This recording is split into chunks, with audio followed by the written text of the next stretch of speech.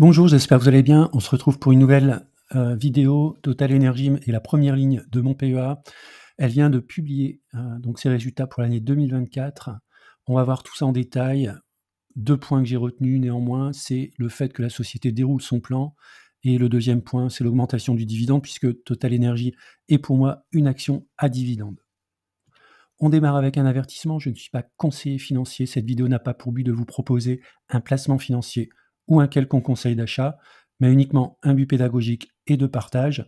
Vous restez responsable de vos investissements. Alors, on peut aller dans le détail sur les résultats donc, de Total Energy. Ce que moi j'ai retenu, eh bien, c'est un résultat net ajusté en hausse de 8% à 4,4 donc milliards de dollars au 4e trimestre. Donc c'est plutôt une bonne performance, notamment des activités GNL électricité. Je reviendrai notamment sur la partie électrique. Et puis globalement en 2024, donc l'environnement a été moins favorable que 2023. Néanmoins, Total Energy s'en sort très bien puisqu'elle dégage un résultat net de plus de 18 milliards de dollars et une rentabilité de 14,8%. Donc d'ailleurs, Total a annoncé que le dividende sera en hausse de 7%, ce qui est en ligne avec les 3 dernières années. On va le voir également dans le détail. Alors, moi, il y a un point qui m'intéresse particulièrement sur l'analyse des résultats, c'est la rentabilité des capitaux.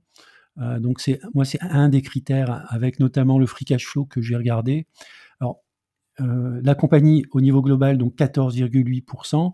Par contre, il y a un point pour moi qui semble assez intéressant à noter, c'est donc la faiblesse de la partie électrique en termes de ROE de 10%. Donc comparativement aux autres activités qui sont les activités, on va dire, historiques, ça tire quand même donc la rentabilité vers le bas, en tout cas pour l'instant.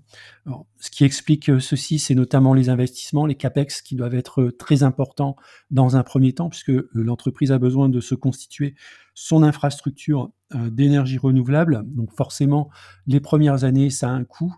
Le PDG avait annoncé lors des dernières sessions de présentation qu'il visait un ROE de 12%. On peut voir quand même qu'aujourd'hui, on est un peu en dessous. Donc pour moi, c'est un des indicateurs quand même à suivre. Le retour à l'actionnaire, puisqu'on est investisseur individuel, on regarde toute cette partie payout. Donc le payout est de 50% avec deux choses. Les dividendes versés aux actionnaires, c'est-à-dire ce qu'on va recevoir tous les trimestres, et puis le rachat d'actions propres qui vient à la même hauteur. Donc si on fait maintenant un focus sur le dividende, on peut voir quand même que sur les 10 dernières années, le dividende est en légère croissance et en accélération sur les 3 dernières années, puisque effectivement sur les 3 dernières années, on a eu globalement une hausse de l'ordre de 7%. Alors je vous ai mis tout en bas également les dates de détachement. Alors maintenant, si on regarde l'analyse graphique sur le long terme, c'est-à-dire les droites de régression, on voit que la société a une croissance du modèle de 2,96%, donc à peu près 3% hors dividende, donc ce qui est déjà pas mal. On a une forte volatilité, donc il faut profiter des points bas sur l'action totale pour faire le plein et profiter des points hauts, c'est-à-dire les 2 sigma, pour s'alléger. Donc là, entre 1 et 2 sigma, on serait entre 80 et 104 $. On en est loin, on est actuellement à 58 euros, pour une valeur théorique de à peu près 60 euros.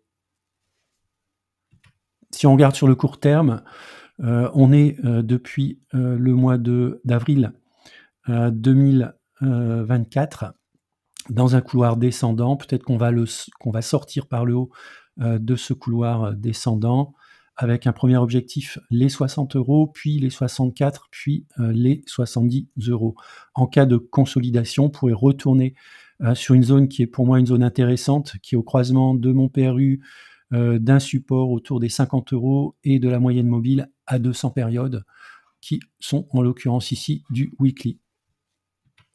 Alors position et stratégie sur Total Energy, c'est ma première ligne dans mon portefeuille PEA, j'en ai 398 avec un PRU de 49,79, je suis en plus-value de 3 000 euros, soit 15%, et l'action pèse près de 17% dans mon portefeuille. Alors en bas, je vous ai mis, donc le rendement des dividendes au cours actuel qui est de l'ordre de 5,36 le rendement du rachat qui est de l'ordre de 4,88 ce qui fait un rendement, en termes de retour aux actionnaires de 10,24 Si vous ajoutez à la croissance du modèle qui est de l'ordre de 3 vous avez globalement une croissance, de 13 par an. Alors pour moi, c'est une action à dividende de fonds de portefeuille. La publication, est tout à fait en ligne avec, mes attentes.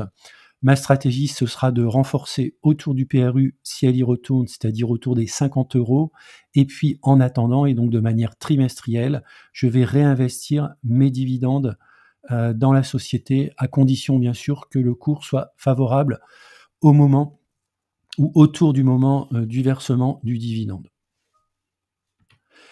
Voilà, c'est la fin de la vidéo. Je vous remercie de l'avoir regardée. N'hésitez pas à mettre un commentaire si vous souhaitez et puis je vous dis à bientôt pour une prochaine vidéo.